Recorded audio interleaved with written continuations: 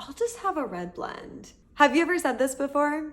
What exactly is a red blend? And there's a lot of history and actually a lot of science to blending wines together. So grapes, like many agricultural products, are so dependent on things like the weather, the climate in a particular year to determine whether it's a good year for growing or a bad year for growing.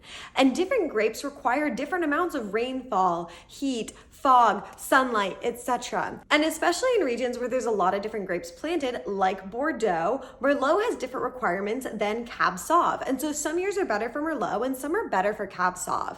So by blending them together, winemakers can even out some of the less than desirable qualities if it's a good year for one, but not such a good year for the other. And blends can be really interesting because you're bringing in different flavors from different grapes, which can create a unique expression you wouldn't get from a single grape alone.